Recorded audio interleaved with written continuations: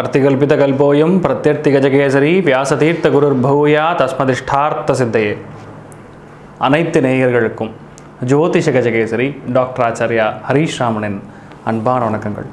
April 29 முதல் ஜூலை 12 வரை சனி மகர ராசியிலிருந்து கும்ப ராசிக்கு அதிசாரமாக பெயர்ச்சி அடைய போகிறது.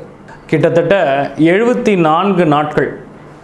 இந்த 74 நாள் அவ்வளோ பெரிய விஷயமா சார் அப்படின்னு நீங்கள் கேட்டிங்கன்னா, அதாவது நாடி அஸ்ட்ராலஜின்னு சொல்லுவோம். நாடி ஜோதிடத்தில் சனியுடைய காரகத்துவத்தை எடுத்து பார்க்கும் பொழுது ரொம்ப முக்கியமான குறிப்புகள் நம்மளுடைய முன்னோர்கள் அகஸ்தியர் ஆகட்டும், பிருகு ஆகட்டும், இவர்களெல்லாம் குறிப்பிட்டக்குள்ள ஒரு மிக முக்கியமான விஷயம் என்னென்னா, சனி அப்படிங்கக்கூடிய ஒரு கிரகத்தின் காரகத்துவம் எடுத்து பார்த்தோன்னா அவர் தான் தொழிலுக்கு காரகன், கர்மாவுடைய காரகன் சொல்கிறாங்க.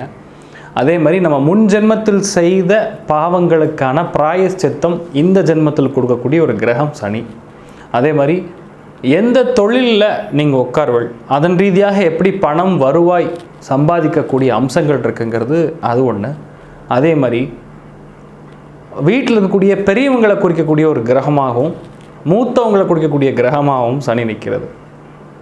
இது ஒரு ராசிக்கும் எந்தெந்த மாதிரி பலன்களை கொடுக்க போகிறது அப்படிங்கிறது இப்போ நம்ம பார்க்கலாம். கடகராசி நண்பர்களுக்கு இந்த ஒரு 74 நாட்கள் உங்களுக்கு ரொம்ப ரொம்ப ரொம்ப ரொம்ப கவனமாக இருக்கக்கூடிய ஒரு நாட்கள்னு சொல்லலாம். என்ன சார் ஆரம்பமே இப்படி சொல்கிறீங்கன்னு கேட்டால் உண்மை. ஏன்னா இந்நாள் வரை 7ஆம் இடத்துல சனி இருந்து ஓரளவுக்கு ஓகே அப்படின்னு சொல்லலாம். நிறையா பேருக்கு உடல்நிலை பாதிப்பு கொடுத்துருக்கோம். அந்த குரு அஷ்டமத்தில் போகிறதுனால நடக்கக்கூடிய அம்சங்கள். இப்போ சனி என்ன பண்ணுறாரு, அவரும் சேர்ந்துக்கிறாரு அஷ்டமத்தில். அப்போ 8ல் ஒரு சனி நிற்கிறதுனா, சனி அப்படிங்கிற ஒரு ஆயுள் பாவத்துக்கூடிய காரகன் அவர் 8ல் வர்றாரு. 8ங்கிறது ஆயுள் பாவத்துக்கூடிய ஒரு பாவம். சனி அப்படின்னாவா வீட்டில் பெரியவங்களுக்கான விஷயங்கள். 9க்கு 8 அப்படிங்கிறது 12ஆம் பாவம். வீட்டில் பெரியவங்களுடைய உடல்நிலைகள்ங்கிறத ஜாகிரதையாக பார்த்துக்கணும். 8ஆம் இடத்திற்கு வரக்கூடிய ஒரு கிரகத்தின் வீரியம் எப்படி செயல்படும்னா 4, 8, 12ஆக செயல்படும். 4ஆம் பாவங்கிறது வீடு, வண்டி, வாசல், சொத்துக்களில் சிதார் லிட்டிகேஷன் வரக்கூடிய வாய்ப்புகள் இருக்குது. 8ஆம் பாவங்கிறது 9க்கு 8 முன்னோர்கள் பெரியவங்களுடைய உடல்நிலைகளில் பாதிப்பு இருக்கும். கால் வலி வேதனைகள் இருக்கும். வண்டி வாகனங்களில் ஜாகிரதையாக போயிட்டு வரணும்.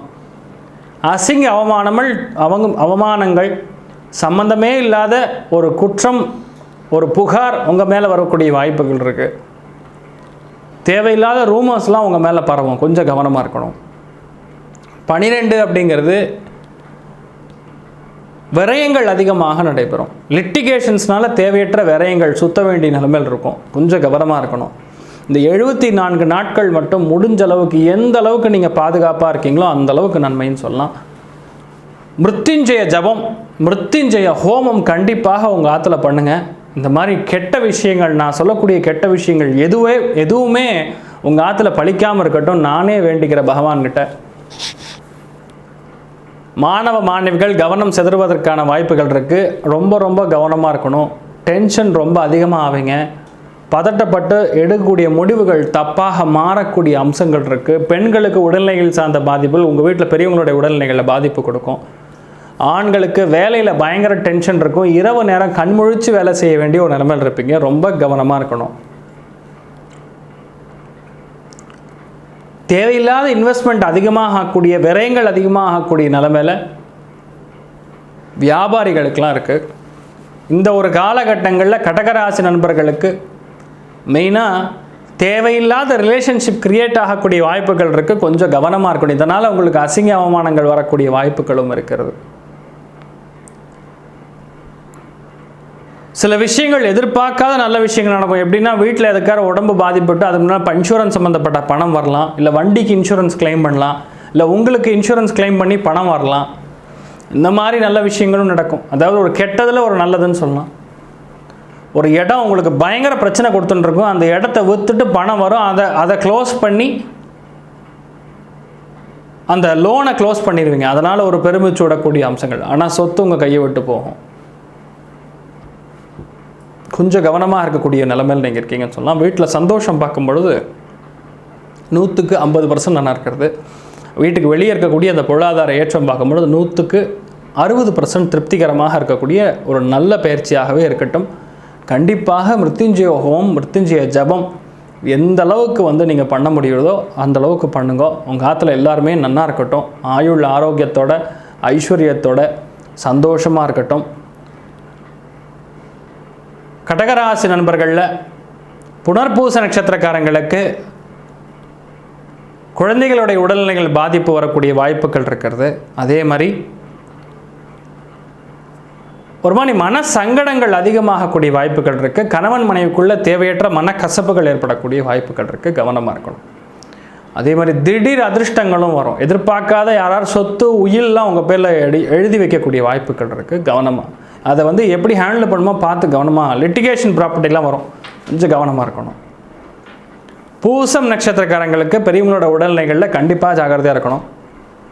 பெற்றோர்கள் இவங்களுடைய உடல்நிலைகள்லையும் கொஞ்சம் ஜாகிரதையாக இருப்பது உங்களுக்கு நல்லதுன்னு சொல்லலாம்.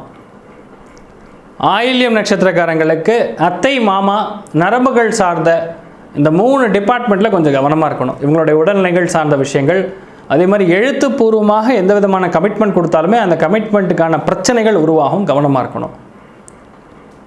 கடகராசி நண்பர்கள் உண்மையாகவே நன்னா இருக்கட்டும். தீர்காயுஷ்மான் பவா, தனம் தானியம் பகும் பசுபுத்திரலாபம் சதசம்வத்சரம் தீர்க்கமாயு, எந்த விதமான பிரச்சனைகள் இல்லாமல் நன்னா இருங்க. மிருத்யுஞ்சய ஜபம், மிருத்யுஞ்சய ஹோமம் செய்தீங்கன்னா நன்னா இருக்கும். உங்கள் ஆற்றுலேயே பண்ணிக்கோங்க, பக்கத்தில் யார் இருந்தாலும் அவங்கள விட்டு கூப்பிட்டு பண்ணிக்கோங்க. இல்லைன்னா ஆன்லைனில் பண்ண முடிஞ்சுன்னா நீங்கள் கால் பண்ணுங்க. எல்லாமே நல்லபடியாக நடக்கட்டும். ஸ்ரீ குபேரன் டிவியை பார்த்தமைக்கு நன்றிகள். மேலும் இது போன்ற தகவல்களை தெரிந்து கொள்ள ஸ்ரீ குபேரன் டிவியை சப்ஸ்கிரைப் செய்யுங்கள். மறக்காமல் பெல் ஐக்கானை கிளிக் செய்யுங்கள்.